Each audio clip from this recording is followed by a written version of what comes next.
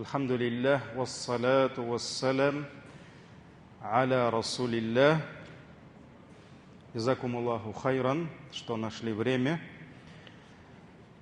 остаться с нами.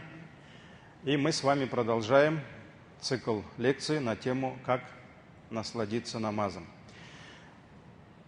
Как прелюдия, вступительная часть к уроку, хочу вспомнить положение наших праведных предшественников, сподвижников, и иногда, читая, как они поклонялись Аллаху, как они наслаждались поклонением, задаешься вопросом, кто мы среди них, и есть ли мы там. Потому что на самом деле они были совсем другими. И для наших предшественников, это сподвижники, табиғины, время великих ученых, предстать перед Создателем было счастьем. И они с нетерпением ждали наступления намаза. И они всегда скучали по встрече с кем? С Ним, Создателем. И очень часто мы видим такие истории, когда сподвижники, табиғины, вот эти ученые, они ждали вечером, пока их семьи заснут. Они ждали, что они заснут, и как только жена, дети засыпали, они спешили к Аллаху. Был, не помню, в WhatsApp такой мудрый прикол: уложи ребенка спать и получи маму в подарок. Кто нянчился с маленькими детьми, они понимают, о чем я, да? Вот, когда я прочитал этот прикол, я так улыбнулся, потом вспомнил положение сподвижников. Вот так же, как молодой папа ждет вечером маму, когда она наконец-то всех уложит по кроватям и придет, вот она моя любимая, да, ко мне.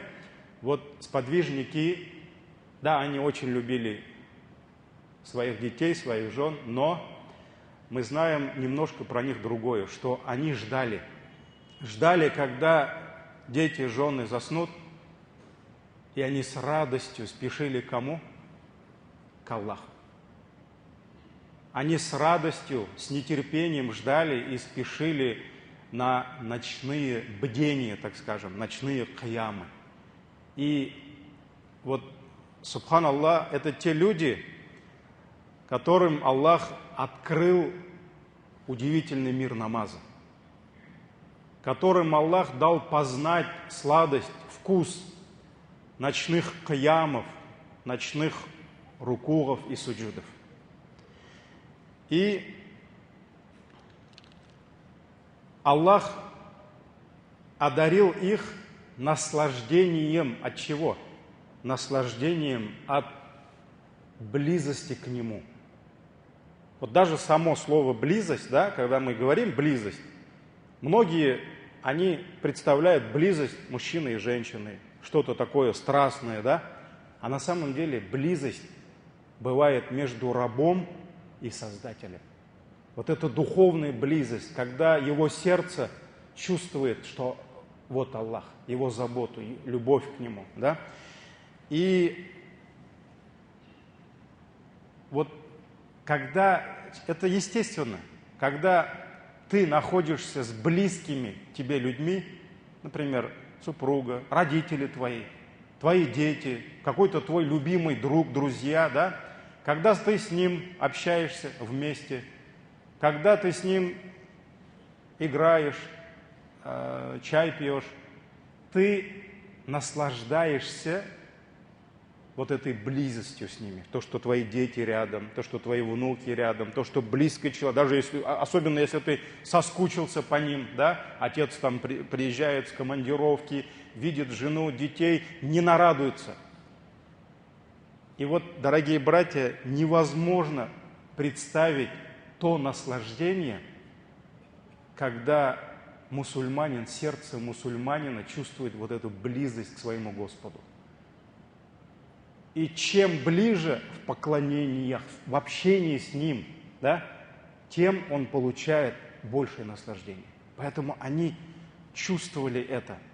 То есть их сердца чувствовали вот эту близость, и вот это переполняло в них чувство радости, наслаждения, когда вот он раб и его Господь, да, его забота. Вот это, дорогие братья, очень важно, но как мы далеки пока от этого, и как многих Аллах по какой-то причине, да, отдалил от себя, то есть закрыл нам наши сердца. Мы с вами дошли до намаза, то есть дошли до мечети, тахарат, все зикры, да, зашли в мечеть правой ногой, бисмилля, вассаляту вассаляму аля расулилля, Аллахумма фтахли абуаба рахматик, попросили у Аллаха, чтобы Аллах открыл для нас милость, ахира, вечную жизнь, открыл для нас мир намаза, и вот мы зашли. Теперь наша задача, что? Войти в мир намаза. Ключом к намазу, вот уже на этой стадии, является первый такбир, хукм которого, решение шариатское, конечно же, это фарз. Пока мусульманин не скажет первый такбир, даже поднимать руки – это сунна. А говорить, произносить первый такбир – это фарз. Потому что это твой вход. Куда? В мир намаза. Без этого ты в намаз не зайдешь. Поэтому этот такбир, первый такбир, называется такбиратуль ихрам. Почему ихрам? Сейчас об этом поговорим. Посланник Аллаха, саллаллаху алейхи вассалям, сказал, ключом намаза является омовение.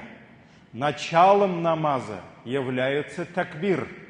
То есть ты говоришь Аллаху Акбар и входишь в мир намаза. А завершением намаза является салям, приветствие. То есть, когда ты даешь, даже первый салям, это уже все, выход. Ты один раз салям дал, ты уже вышел. Поэтому начало такбир, завершение, что? Салям. Этот хадис в сборниках имама Абу Дауда и Тирмизи. Также мы с вами знаем, что такбират, слова Аллаху Акбар, вот этот зикр, сопровождает нас в течение всего намаза, когда мусульманин переходит с одного положения в другое. Например, он был в совершении кияма, он говорит Аллаху Акбар и переходит уже в положение, он был в положении кияма, переходит в положение рукуа. Так ведь, самих Аллаху лиман хамида, и дальше, до конца, он во время этих переходов возвеличивает Всевышнего Аллаха. Но самый главный такбир, остальные они желательные, вот самый главный такбир, который мы не должны ни в коем случае забывать, это такбиратуль ихрам.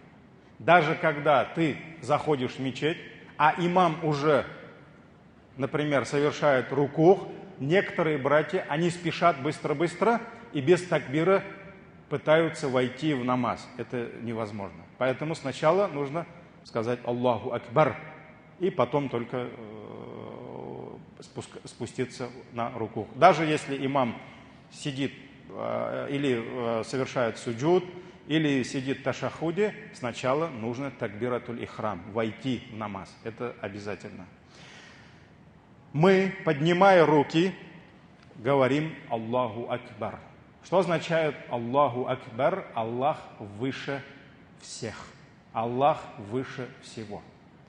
Если мусульманин понял и никогда не забывал во время первого такбира, какие слова он произносит, да, какие слова произносит его язык, для него добиться смиренности в намазе было бы намного легче.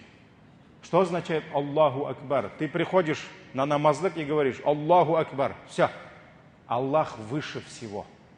Аллах выше всех. Я помню даже в 90 каком году, 7-м, мы когда Мадраса Мухаммадия тогда была в мечети Апанаева. Еще там ремонта не было, там был садик, я помню, в 96-м году. И мы быстро-быстро после урока за 5-10 минут до намаза спешили в мечеть Марджани, где каждый день давал короткие вагазы наш дорогой имам, рахимахуллах, Абдулхак Саматов.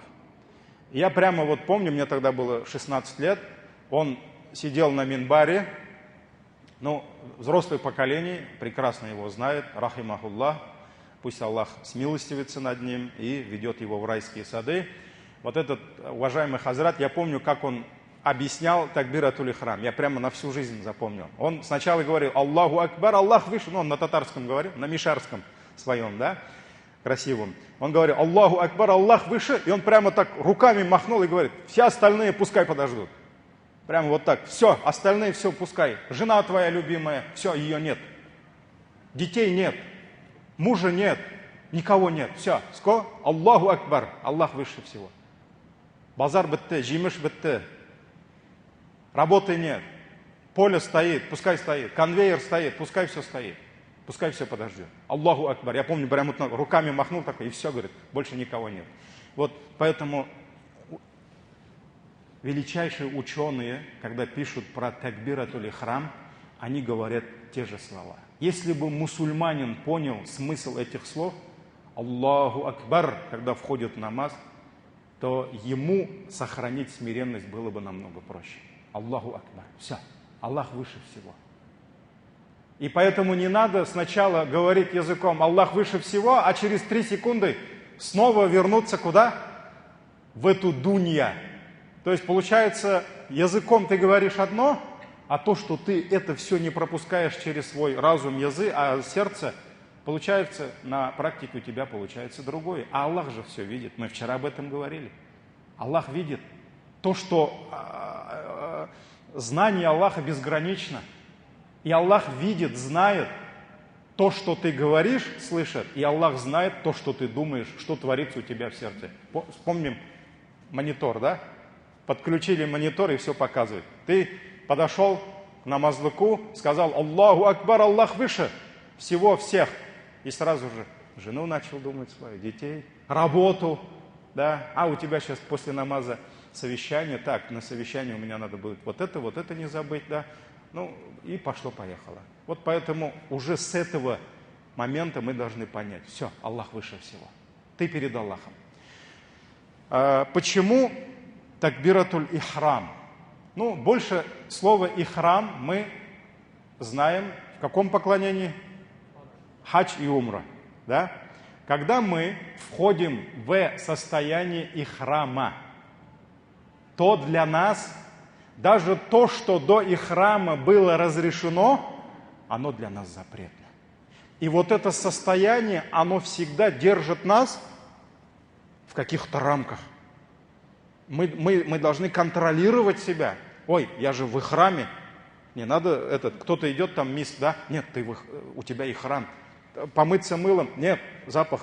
Все, ихрам. То есть ты всегда на чеку. Так ведь? То же самое с постом. Все, ты ният сделал, сухур завершил, все, время пошло, до захода солнца ты в ихраме. И то, что тебе было разрешено, халяль, все, тебе запретно. Ты не можешь ни кушать, ни пить. И твоя халяльная супруга тебе харам пока солнце не сядет. Да? Поэтому это тоже своеобразное положение ихрама. И здесь то же самое. Вот так же, как мы во время хаджа входим в состояние ихрама, во время намаза мы должны представить, что это твое положение ихрама. Это особое положение, где тебе становится харамным, запретным даже то, что еще 10 секунд было халяльным. То есть, когда ты входишь в состояние храма во время намаза, тебе можно разговаривать? А? Стоишь на намазе такой, ничи халяк. Да? Или там, иногда бывает, очень редко, иншаллах, они, наверное, по незнанию. Иногда у кого-то там телефон, там такой, я перезвоню позже, я перезвоню. Это по незнанию, иншаллах, я надеюсь. Все, намаз испортился.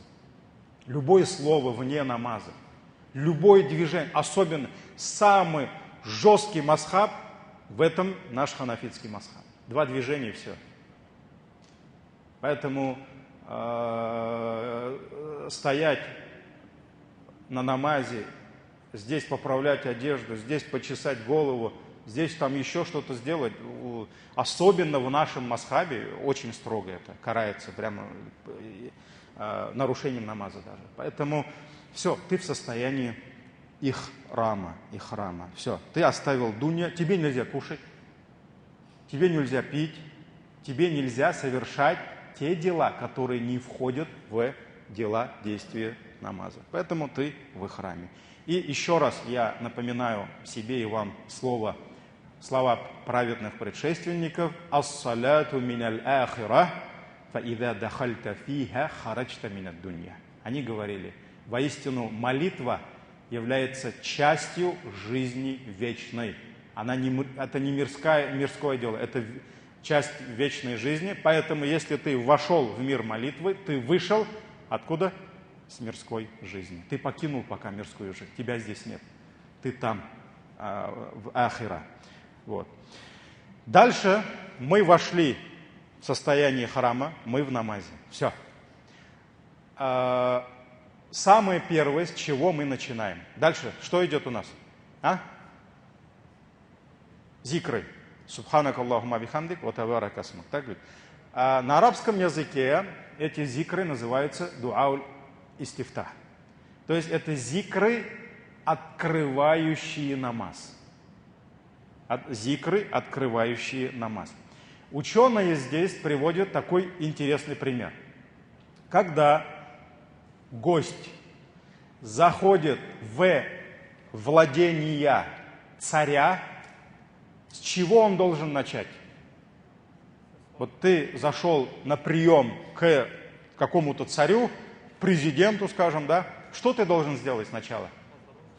Поздороваться.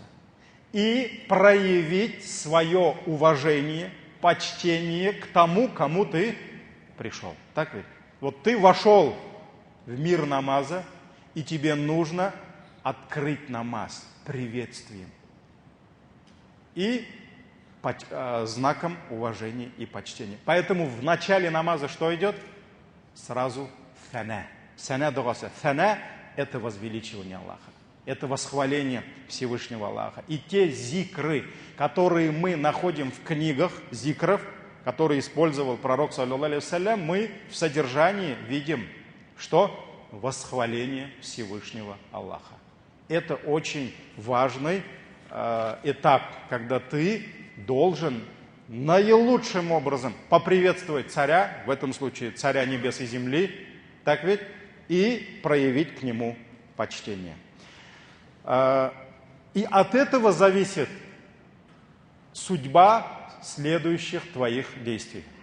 Потому что если ты зашел в миру, скажем так, да, к руководителю, но толком не смог поздороваться с ним, поприветствовать его и проявить к нему почтение, быть может, что уже царь, который тебя принял, или руководитель, он уже не проявит к тебе тоже должного уважения и не будет выслушивать твои слова. Поэтому вот этот этап приветствия и почтения нельзя пропускать. Вот чтобы мы как бы лучше поняли, о чем мы сейчас как будем говорить, давайте представим как пазл.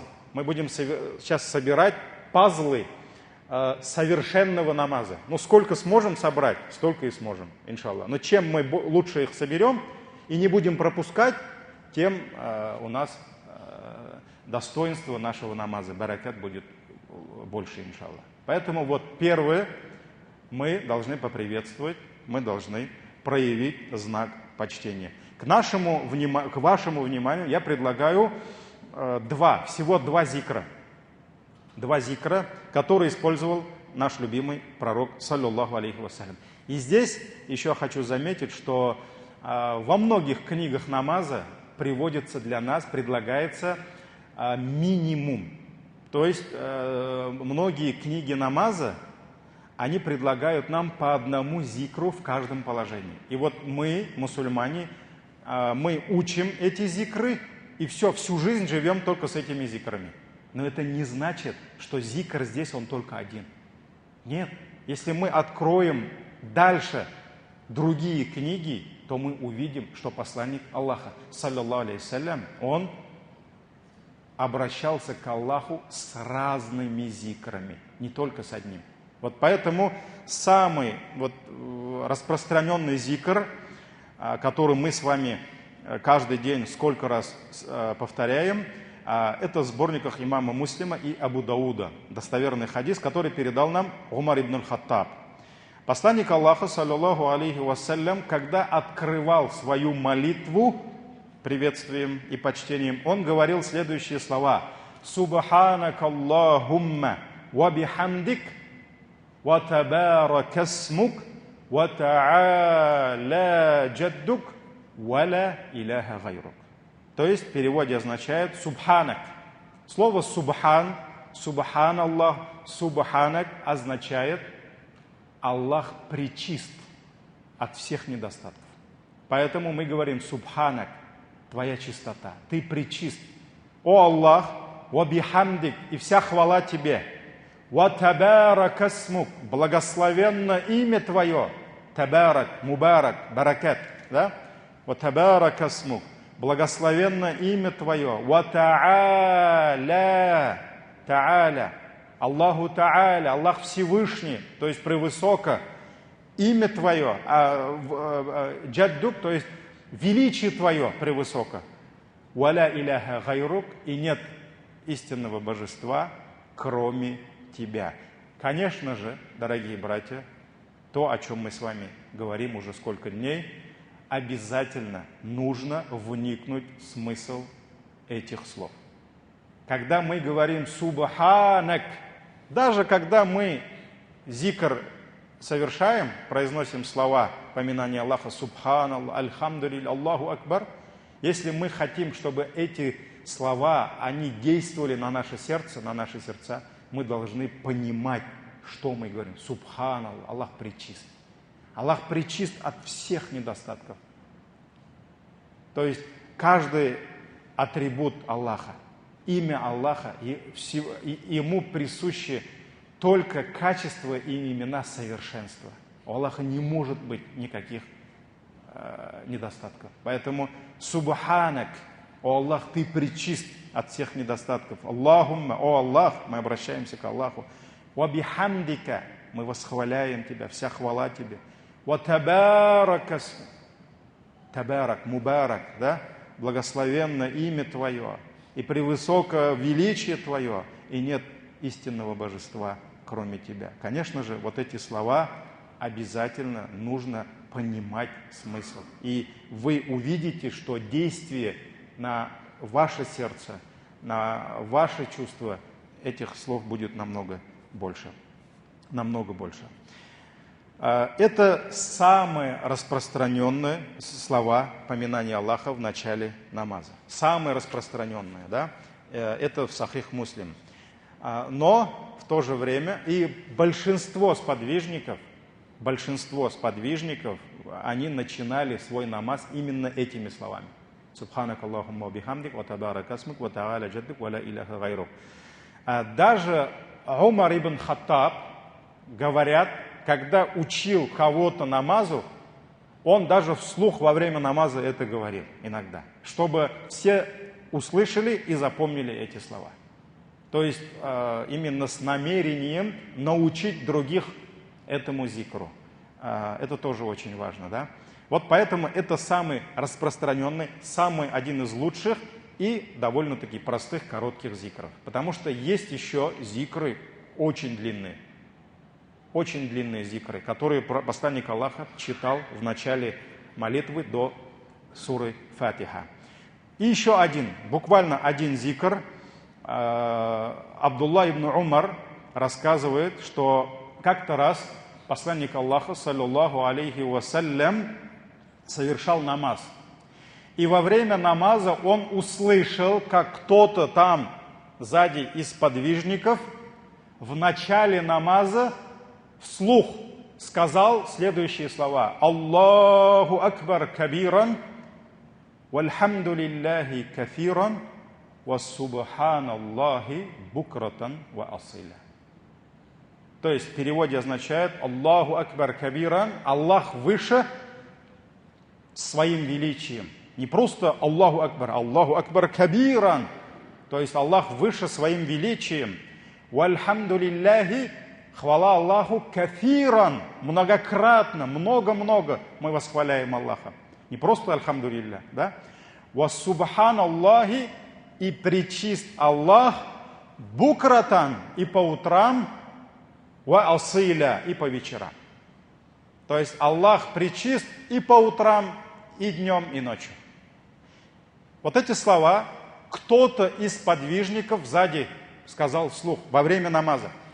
И когда посланник Аллаха завершил намаз, он повернулся к ним и спросил: кто сказал эти слова? Кто сказал эти слова? Тогда один из подвижников ответил ему: я, о посланник Аллаха, я сказал эти слова. На что посланник Аллаха ответил: я удивился этим твоим словам. Когда ты их сказал, я увидел, как врата неба открылись перед этими словами. То есть, вот когда ты сказал эти слова, я увидел, как врата небес открылись. Даже вот бабушки рассказывали, помните, в детстве, когда они ждали Лейлятуль Кадр, когда спрашивали, а что такое Лейлятуль Кадр? Кук капысы ачыла тұрған түн. То есть это когда врата небес открываются, вот так говорили. Когда посланник Аллаха услышал эти слова, он увидел, как по милости Аллаха перед величием этих слов открылись врата небес. Врата небес. Вот на самом деле это указывает на величие этих слов, этот хадис в сборниках имама Муслима. То есть очень простые слова. Аллаху Акбар Кабиран, вальхамдулиллахи кафиран, ва субханаллахи букратан ва асиля. И кто запомнил, кто передал этот хадис? Кто рассказал этот хадис? Известный сподвижник. Абдулла ибн Умар. Это сын Умар ибн Хаттаба. Так ведь? Абдулла ибн Умар говорит: когда я один раз услышал вот эти слова от пророка, я никогда ни в одном намазе не оставлял эти слова. То есть он каждый намаз говорил вот эти слова. Поэтому вот буквально, дорогие братья, два варианта. Мы можем говорить оба, субханака, если есть время, особенно ночной тахаджуд, если ты читаешь сунну, пока хамата нет, совершаешь науафиль, дополнительные молитвы, ты можешь субханака Аллахума бихамдик ва табаракасмук, а потом уже добавить Аллаху Акбар Кабиран, вальхамдулиллахи кафиран, ва субханаллахи букратан ва асиля, но в то же время ты можешь второй зикр, то есть вторым зикром заменить первый вариант. В этом никаких проблем не будет. Поэтому очень важно правильно начать намаз, то есть приветствием и почтением. Дальше следующий этап. Мы переходим на общение раба с Создателем. Что такое, когда мы читаем Коран? Коран – это слова Аллаха. Сура Фатиха и следующая сура – это все слова Аллаха. Получается, мы готовимся слушать Аллаха. То есть мы сами воспроизводим, или же имам воспроизводит, но на самом деле имам, или же мы сами, мы просто те, которые произносим эти слова. Но чьи слова мы должны слышать? Аллаха. Это не слова имама, это не твои слова. Хотя ты сам их говоришь, но ты же слышишь слова Аллаха. Это был такой случай с Умар ибн Абдул-Азиз. Его даже пятым халифом называют. Когда он сидел с некоторыми мусульманами, взрослыми, к ним подошел один юноша, и попросился почитать им суру. Просто, чтобы они послушали. И он прочитал им какую-то суру, может быть, какие-то аяты. И когда он закончил, те братья, которые сидели рядом с ним, они начали исправлять его. Ты там вот это не дотянул, мэт, да? А вот эту букву ты неправильно, махариш у тебя неправильно, да? А Умар ибн Абдул-Азиз сидит, молчит.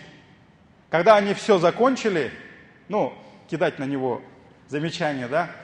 Умар посмотрел на них и сказал: неужели то, что вы услышали, заставило вас еще найти в его словах ошибки? Поняли, да? То есть они слушали его, а Умар слышал Аллаха. Слушал Аллаха. То есть он слушал, вникал в то, что он говорит. А они слушали только его слова. Поэтому очень важно понять, что мы, когда переходим к чтению суры Фатиха и Коран и других аятов, мы переходим в стадию, когда мы слушаем Аллаха.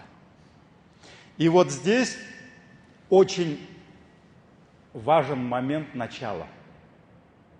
Какие слова мы говорим перед тем, как начать говорить и слушать Аллаха? Какие слова? А'уду билляхи минаш шайтанир раджим. Для чего это нужно? В чем мудрость этого? Дорогие братья, общение раба с Аллахом – это страшная вещь для нашего врага, для шайтана. Шайтан, он готов сделать все, чтобы только не было этого общения. Потому что шайтан прекрасно знает, понимает, как важно для сердца верующего общение с кем? С Аллахом. И как влияют на сердце мусульманина слова Аллаха. Коран. Поэтому он сделает все, чтобы этого общения не произошло.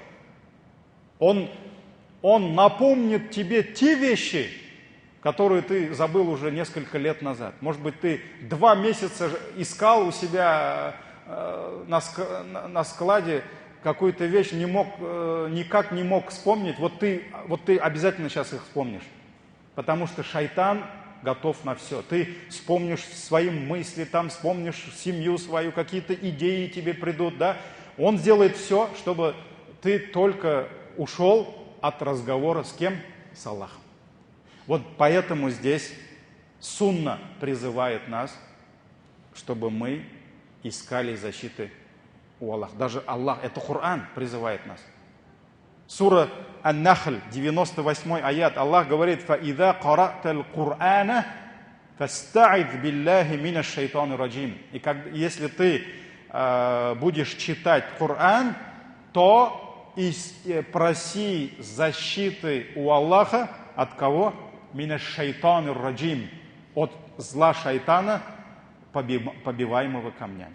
Аллах призывает нас каждый раз, когда мы начинаем чтение Корана, нужно сначала до бисмилля говорить «Ауду билляхи минаш шайтанир раджим». И это называется истиаза.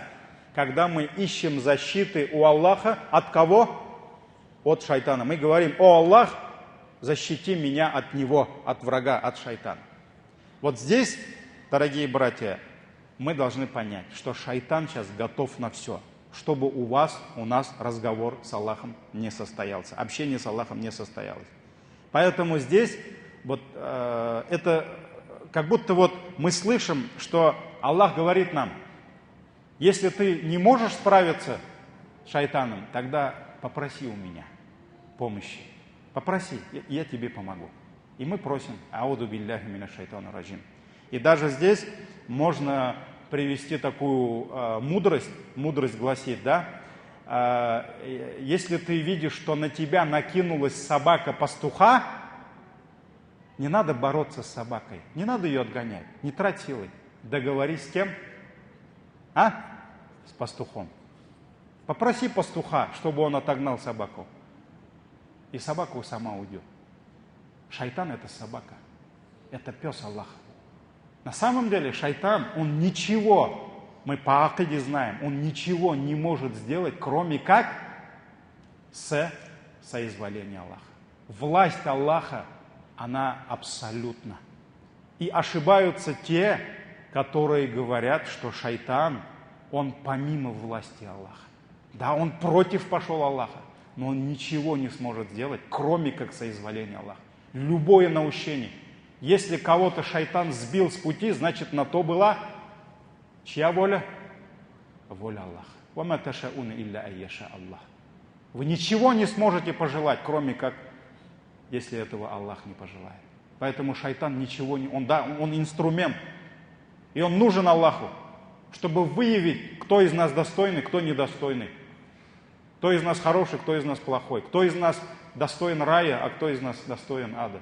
Он инструмент в руках Аллаха. Поэтому Аллах сам нам предлагает. Если вы не можете справиться с моим псом, попросите у меня, чтобы я защитил вас. Поэтому ауду билляхи минаш шайтану раджим, это как раз вот та просьба, обращенная к Аллаху. Аллах, я не могу с ним справиться, поэтому ты защити меня от него. Ты защити меня от него. Даже когда Аллах изгнал шайтана, вспомните вот этот диалог. Когда Аллах изгнал его из своей милости, шайтан попросил отсрочку, Иблис попросил отсрочку. И когда Аллах дал отсрочку до судного дня, какие слова он сказал? Он сказал: «Фаби'иззатика лa'агуяннахум аджма'ин», я клянусь твоим величием, я совращу их всех. То есть он посмотрел на Адама, из-за него же он был изгнан, да? Ну, как он думает? Он уверен, что только Адам виноват в его изгнании. И он сказал: я совращу их всех. То есть всех сынов, дочерей, всех потомков Адама я совращу с пути истины. Илля ибадака минхум аль-мухлисин. Но здесь идет подсказка. Кроме тех твоих рабов, которые предались тебе искренне. Единственный путь спасения от шайтана — это быстрее сдаться кому? Аллаху. Предаться Аллаху искренне, и все, Аллах тебя защитит. Больше вариантов нет, других вариантов нет. Поэтому здесь тоже до начала общения с Аллахом мы говорим: ауду билляхи минаш шайтанир раджим. Вот эти слова нужно пропускать не только через наши губы, зубы и язык, да? Просто воспроизводить, а нужно через сердце. Мы обращаемся к Аллаху с великими словами. Идет дальше сура Фатиха. Сура Фатиха лежит в основе каждого ракагата. В основе каждого ракагата лежит Фатиха. И в сборниках имама Аль-Бухари и Муслима приходит хадис, где посланник Аллаха, саллаллаху алейхи вассалям, сказал: не будет намаза у того, у кого не будет суры Фатиха. И основываясь на этот хадис, некоторые масхабы, ученые, они сказали, что хукм чтения Фатиха — это рукн, это фарз.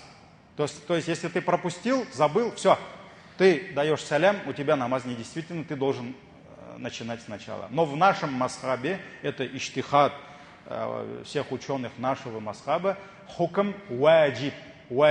То есть в чем разница между фарзом и ваджибом? Если ты оставляешь фарз, все, ты должен нарушить намаз и заново. А если ты оставляешь ваджиб, то что ты совершаешь в конце? Сажда и сахва. То есть ты совершаешь сажда и сахва, и этим твой намаз, это упущение компенсируется. Но наш масхаб тоже говорит, что это обязательно. То есть ваджиб. Абу Хурайра, радиаллаху анху, передает, что посланник Аллаха, саллаллаху алейхи вассалям, обратился к Убей ибн Каабу. Убей ибн Кааб — это один из величайших сподвижников, ученых, да, имамов среди сподвижников. И он обратился к нему: не обучить ли тебе суре,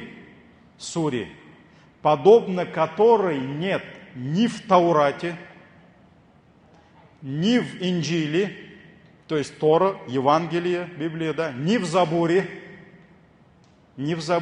Псалтырь, ни в Фуркане, ни в Коране. То есть получается, в других, ни в одном месте Корана больше такой суры нет. Только вот в одном месте, да? И Убей сказал: конечно, о посланник Аллаха. И тогда пророк спросил, то есть он, отвечая на его просьбу: да, конечно, скажи мне, научи. Он спросил: как ты читаешь во время молитвы? Что ты читаешь? И Убей ибн Кааб прочитал суру Фатиха. И посланник Аллаха сказал: клянусь Аллахом, ни в Таурате, ни в Инджиле, ни в Забуре и ни в остальной части Корана не было ниспослано ничего подобного этой суре. То есть сура Фатиха, такой суры, великой суры, Аллах Тааля никогда не посылал до Корана. И в Коране, в других местах, в других сурах нет такого величия. То есть самая святая сура, самая великая сура Корана – это сура Фатиха. И вот эта сура, самая великая сура, которой не было, подобного не было среди других древних народов, они не знали такой суры. То есть Аллах Тааля оставил эту великую, самую великую суру кому? Нам, умме пророка, саллаллаху алейхи ва саллям. И нам, грешникам, мусульманам конца света, Аллах Тааля дал нам вот эту милость, честь читать в каждом ракавате эту суру Фатиха. Поэтому мусульманин должен понимать, какие великие он слова читает, когда читает суру Фатиха. Следующий хадис, быстро постараюсь пройтись, прочитать вам, чтобы дать вам понять, что во время чтения суры Фатиха идет прямой диалог с Аллахом, который, к сожалению, мы очень часто пропускаем. Сахих Муслим, в сборниках имама Муслима есть хадис, где посланник Аллаха, саллаллаху алейхи ва саллям, сказал, что Аллах Всевышний сказал, это хадис Кудси, да, священный хадис: «Я разделил молитву между собой и рабом моим на две равные части. И будет рабу моему даровано то, чего он попросит». То есть Аллах Тааля разделил молитву. Некоторые ученые дают шарх, что здесь речь идет про суру Фатиха. Получается сура, потому что в основе намаза сура Фатиха, да? Получается, Аллах разделил суру Фатиха на две части. Первая часть – это чья? Аллаха. Вторая часть чья? Наша, то есть раба Аллаха. Если раб, Аллах говорит, если раб скажет «Альхамду лилляхи раббил алямин», то есть хвала, вся хвала принадлежит Аллаху, который является кем? Раббуль алямин, который является Господом, то есть Создателем, правителем, который правит абсолютно всем, чем? Всеми мирами. То есть все миры, все, что существует, Аллах их Господь, Аллах их создал. И все это существует только благодаря Аллаху. Все планеты, звезд, мир планет, мир галактик, мир людей, мир джиннов, мир ангелов, мир животных, мир растений, мир гор, мир рек, океанов. Все миры – это миры Аллаха. И нет ни одного мира или части мира, который бы находился за властью Аллаха. Нет, все во власти Аллаха. Мы с вами говорили, мир джиннов, мир шайтанов, иблис, все во власти Аллаха. Поэтому, когда мы говорим «Вся хвала Аллаху, Господу миров», мы должны понимать, что все миры под Аллахом. И вся хвала Всевышнему Аллаху. Это первый «Бисмилляхи рахмани рахим» и «Альхамдулиллахи раббил алямин». Когда раб Аллаха скажет «Альхамдулиллахи раббил алямин», Аллах Всевышний ему сразу же отвечает «Хамадани габди». Мой раб восхвалил меня. Вот когда мы во время намаза говорим, произносим этот аят «Альхамдулиллахи раббил алямин», мы должны знать достоверный хадис Кудси. Аллах сразу же отвечает на наше слово и говорит: вот мой раб восхвалил, воздал мне хвалу. Аллах говорит, если раб Аллаха скажет «Ар-Рахманир Рахим», то есть всемилостивый, милостивый, Аллах отвечает ему: вот мой раб возблагодарил меня. То есть возвеличил меня посредством моих прекрасных имен и атрибутов. Если раб Аллаха скажет «Малики яумиддин», то есть Аллах является царем чего? Да, мы переводим судный день, но дословно яумуддин ад-дин. Это одно из имен, то есть мы в книгах видим около 30 названий судного дня. Судный день, больше это как яум аль-кияма, когда люди встают перед Аллахом, а яумуддин ад-дин – это день, когда человек получает по заслугам. День зарплаты. Вот. То есть день воздаяния. То есть Аллах является царем дня воздаяния. И как только раб, Аллах говорит, скажет «Малики яумиддин», Аллах отвечает ему «Вот мой раб восславил меня». То есть он отвечает на каждый аят. Отвечает.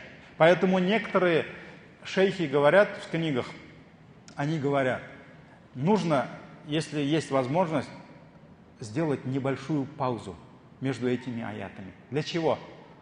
То есть раб Аллаха, когда говорит «Альхамдулиллахи Раббил Алямин», он делает небольшую паузу, как бы желая услышать ответ Аллаха. Потому что Аллах ему отвечает. Вот он воздал мне хвалу, вот он возблагодарил меня, вот он восславил меня. Вот достоверный хадис, да? И когда он доходит до места «Ияка на'буд», лишь тебе мы поклоняемся, «Ва ияка наста'ин», и только у тебя просим о помощи, вот здесь сура Фатиха делится на две части. «Ияка на'буд», вот здесь завершается часть Аллаха, мы его восхваляем, возвеличиваем, благодарим его и говорим: «О Аллах, тебе только мы поклоняемся». Все.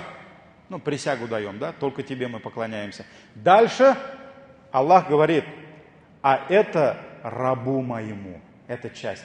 Вторая часть — это наша, рабу моему. И будет даровано рабу моему то, что он попросит у меня. Дальше идет дуа. «Ияка наста'ин», и у тебя мы просим помощи. У тебя только просим помощи. И идет дальше что? «Ихдина ссираталь мустаким». То есть веди нас по пути истины, «Ссираталь лазина ан'амта алейхим», по пути тех, кого ты облагодетельствовал, то есть по пути пророков, посланников, сподвижников, ученых величайших, да? «Гайриль магдуби алейхим», не путем тех, не веди нас путем тех, на которых гнев твой, «Валя доллин», и не веди нас по пути заблудших. То есть идет дуа, сплошная дуа. И вот этот хадис в сборниках имама Муслима. Поэтому Аллах обещал, что вторая часть, она будет наша. То есть Аллах говорит: и даровано будет рабу моему то, что он просит. Вот поэтому, дорогие братья, обязательно для каждого, кто совершает намаз и хочет, желает познать, почувствовать вкус намаза, он обязательно должен уделить внимание этой суре и обязательно должен учить перевод каждого аята, каждого слова. Когда он говорит «Альхамду лилляхи», то есть вот кто изучает арабский язык, это просто, это само совершенство литературного арабского языка. Альхамду, вся хвала. Кому? Лилляхи, Аллаху, который является Раббуль Алямин, Господом всех миров, да? То есть вот это очень важно. И вот даже здесь можно, все, потом дальше пойду, здесь можно даже посмотреть, в чем различие между шукром, то есть благодарством, и хвалой. Потому что вот, например, когда у нас спрашивают «Нишихалляр», мы говорим «Аллаха шикр», да? То есть это тоже хороший ответ. То есть шукр, то есть вся благодарность Аллаху. А есть второй вариант «Альхамдулилля», «Аллахка хамид», «Аллахка мактау». И ученые говорят: а в чем разница между «Ашшукру лилля» и «Альхамдулилля»? А разница в том, что когда ты говоришь «Ашшукру лилля», то есть вся благодарность Аллаху, здесь идет восхваление Аллаха взамен тому, что Аллах тебе дал. То есть Аллах тебе что-то дал, то есть ты также восхваляешь Аллаха, но за что? За то, что Он тебе что-то дал. А когда ты говоришь «Альхамдулилля», ты возвеличиваешь Аллаха не только за то, что Он тебе, что-то ты от Него получил, а за то, что Он есть, за то, что Он великий, за то, что Он всемогущий, за то, что Он ас-сами' аль-басир, всевидящий, всеслышащий, за то, что Он справедливый, за то, что Он властелин судного дня и так далее, и так далее, и так далее. Поэтому ученые говорят, оба это великие слова, но почему альхамдулилляхи выше? Потому что Он шире. Здесь ты как бы взамен чего-то благодаришь Его за то, что Он тебе дал. А здесь уже ты не ждешь, чтобы Он что-то тебе дал. Ты возвеличиваешь, восхваляешь Его за Его совершенные качества, за Его величие и так далее, и так далее.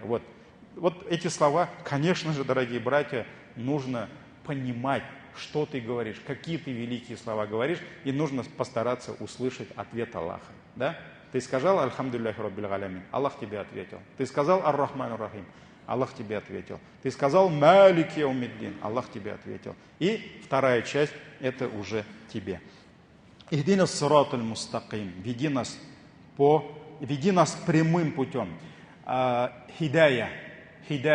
То есть Аллах, в Сахих Муслим приходит такой хадис, где Аллах говорит: «Я гибади, о рабы мои, куллюкум даль», все вы заблудшие, абсолютно все люди заблудшие, илля ман хадайту, кроме тех, кого я наставил на путь истины. Кто пришел на намаз? Того, кого Аллах наставил на намаз. Кто оказался верующим? Кому в сердце Аллах дал веру? Кто садака дает? Кому Аллах открыл путь садака? Кто работает на пути Аллаха? Кому Аллах дал работать на пути Аллаха? Поэтому мы говорим «Ихдина ссираталь мустаким». Аллах говорит «Фастахдуни ахдикум». Просите, чтобы я вас наставил на путь истины, и я наставлю вас на путь истины. Поэтому, что означает слова «Ихдина ссираталь мустаким»? Во-первых, наставь нас на путь истины. Во-вторых, веди нас прямым путем. Мусульманин, который, казалось бы, нашел истину, встал на намаз с бородой, сестра в платке, им нужна хидая Аллаха, наставление. Кто-то может сказать: так я же нашел уже. Каждую секунду, каждое мгновение мы нуждаемся, чтобы Аллах нас вел. Я не знаю, какой пример сейчас привести, я могу ошибиться, да, пусть Аллах меня простит. Но, чтобы вы поняли, что такое хидая, да? Хидая – это когда Аллах тебя ведет. Это вот как, вот у машины есть двигатель, но давайте уберем нейтральный ход. То есть, когда двигатель двигает машину, машина идет.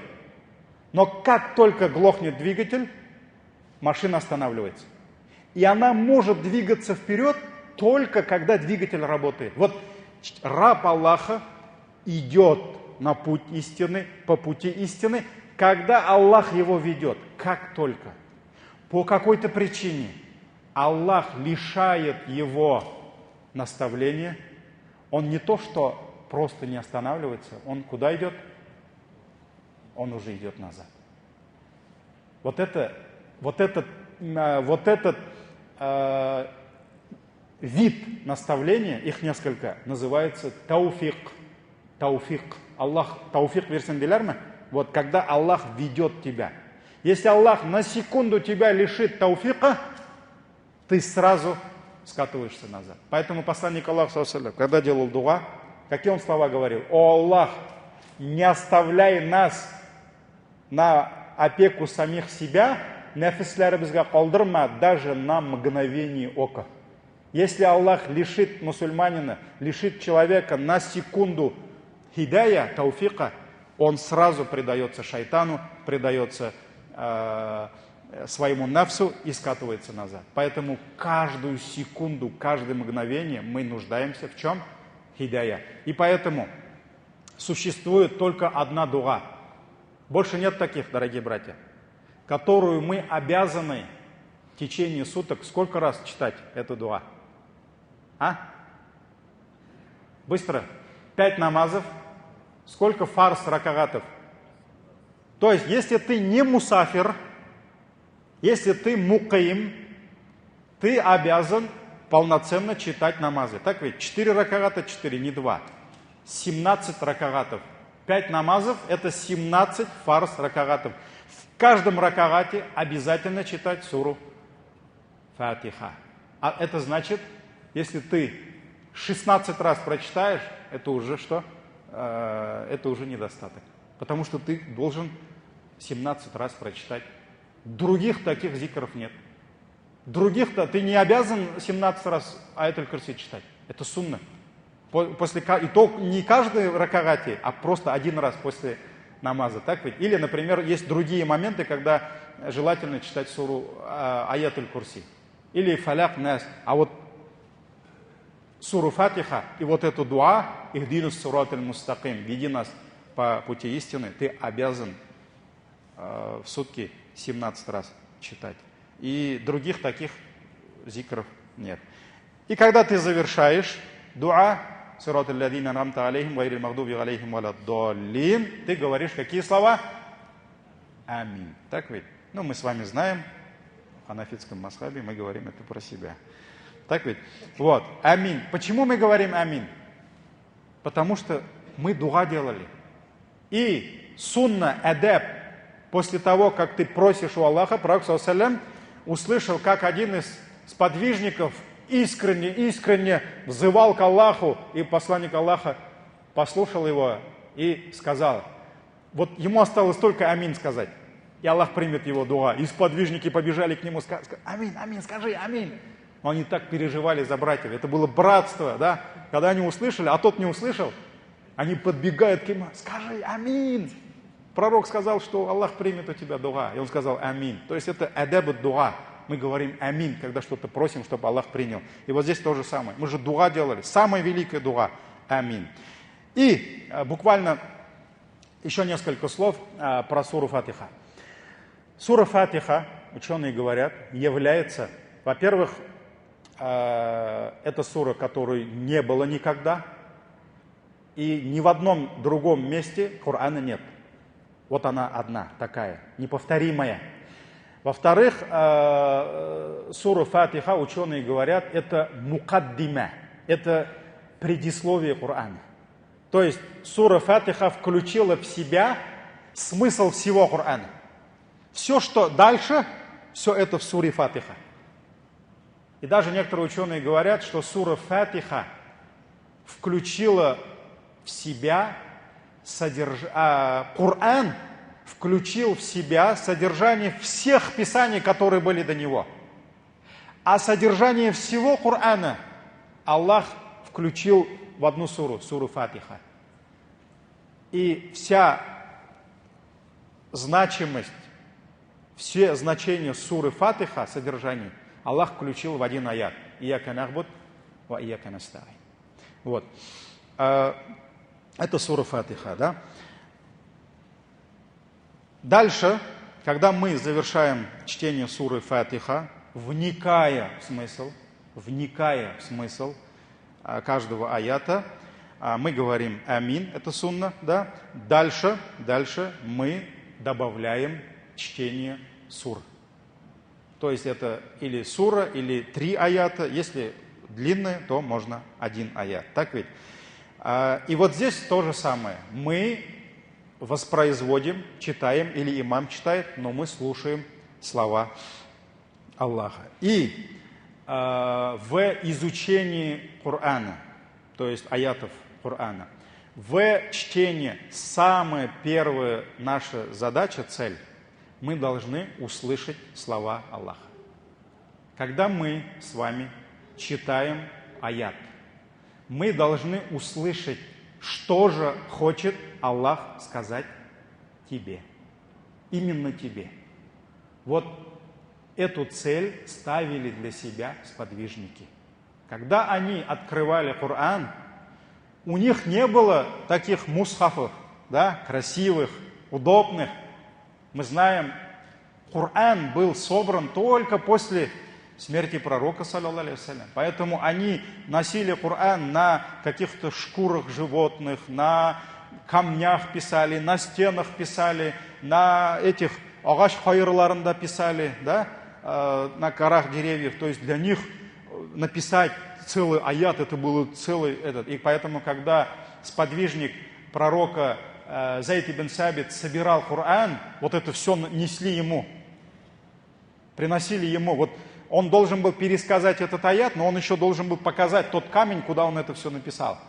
И еще рядом с Зайд ибн Сабит сидели еще судьи, которые тоже принимали правильность, проверяли этого аята. То есть это было целое историческое явление, событие собирания Корана. Так ведь? И вот для них это каждый аят был очень важным. И когда сподвижники читали аят, их задача, цель была услышать, что же Аллах хочет сказать ему, именно ему. И они это претворяли в жизнь. Вот даже есть такое мне очень понравилось у одного шейха. Это вот для наших братьев-хафизов еще очень интересная тема. Он говорит, какую цель преследовали сподвижники, когда читали книгу Аллаха, и какую цель преследуем мы. Когда сподвижники открывали Коран, их задача была услышать, что Аллах хочет от него. А сегодня многие, я не говорю про хафизы, вот многие из нас, когда открывают страницу Корана и начинают читать сверху, у нас какая цель? Дойти до низу. Так ведь? Прочитать до конца эту страницу. Но у многих не стоит такая цель услышать, а что же Аллах хочет от тебя? Что Он тебе приказывает? От чего Он тебя предостерегает или останавливает? Вот поэтому наша цель, да, иногда, дорогие братья, может быть, можно читать поменьше аятов, но нужно вникать в смысл этих аятов. Ибо Аллах сказал, сура Сад, «Китабун анзальнаху илейка мубаракун». То есть книга, которую мы не спаслали тебе, она благословенная. Очень много бараката в этой книге, да? Для чего? «Лияддаббару аятихи», чтобы они, мусульмане, верующие, чтобы они размышляли над его аятами, чтобы они вникали в смысл этих. Для нас это особенно актуально, потому что сподвижники, это был их родной язык. Это для меня, татарина, то же самое, что я на татарском что-нибудь скажу, и много чего для меня понятно будет. Так? Ну, намного проще понять. А здесь для нас это арабский язык. И поэтому очень важно составить список тех сур, которые ты используешь в намазах, и изучить не только сами аяты на арабском, а перевод, тафсир этих аятов. Возьми те же самые Ихлас, Фаляк, Нас, может быть, до Ад-Духа. Возьми там 15-20 сур, которые ты обычно читаешь во время намаза. Поставь себе цель, изучить тафсир каждого значения, каждого аята. Поэтому Аллах сказал, чтобы они размышляли над его аятами, «Валиятадаккара улюль альбаб», и чтобы поминали, то есть принимали напоминания те, которые обладают разумом. Сура Сад, 29 аят. Вот, дорогие братья, это есть что? Это есть первое основное положение рукн намаза – кьям. Мы с вами сегодня прошли кьям, да? Дальше мы уже, возвеличивая Аллаха, переходим на второй этап. Так ведь? То есть уже рукух идет. Рукух. Вот в завершение еще хочу добавить. Все, у нас буквально 1-2 минуты. Иншаллах, завтра мы это я еще раз вернусь к этому. Вот каждое положение имеет свою функцию, свою задачу, свою цель. У кьяма своя цель и свои зикры. Вспомните трапезный стол короля, свадебный, да? Там разные блюда, и между блюдами разные напитки. И каждому блюду идет свой напиток. Вот этот напиток, он не подходит вот с этим блюдом. С этой едой он не подходит. С рыбой вот этот напиток не подходит. Он подходит только к мясу. А вот этот напиток не подходит к мясу, он подходит только к рыбе. Например. А этот вот только с фруктами подходит. Вот здесь то же самое. Он же не просто так сравнил, это шейх, великий ученый, да, сравнил намаз именно с трапезным столом. Вот у кьяма свои зикры, свои напитки. Почему во время кьяма, основа кьяма – это Коран, это слова Аллаха. А слова Аллаха надо слушать как? Стоя. Встань, раб. и слушай своего Господа как? Стоя. Во время суджуда Коран не читают. Можно просто некоторые, как дуа, Раббана атина фид дуня, да? Но, смотрите, мудрость, да? Ты слушаешь Аллаха стоя. А когда ты сидишь, свои напитки там уже. Во время рукуа Коран не читает. Во время суджуда пошли суджуд и Ясин валь Куранил Хаким и давай. Нет, это надо стоя. Во время кияма, во время таравиха, хафизы, они читают Коран когда? Когда мы все стоим, смиренно стоим, опустив наши взоры, наши головы, да? Руки ставим, вот специально это положение смиренно, и слушаем Аллаха, смиренно. А дальше рукух, суджуд, у них свои зикры, у них свои что? Функции, то есть другие там уже напитки идут. Ну, иншаллах, давайте завтра, я постараюсь завтра до конца дойти, то есть у нас рукух, остается второй маленький киям еще есть после рукуга, это тоже рукан, да. Дальше 2 суджуда и ташахуд, иншаллах, это уже все завтра, пусть Аллах нам поможет. Джазакумуллаху хайран, дорогие братья, еще раз всем. Ассаляму алейкум ва рахматуллахи ва баракату, субханакаллахумма бихамдик, ашхаду ан ла илляха илля анта, астагфирука ва атубу илейк.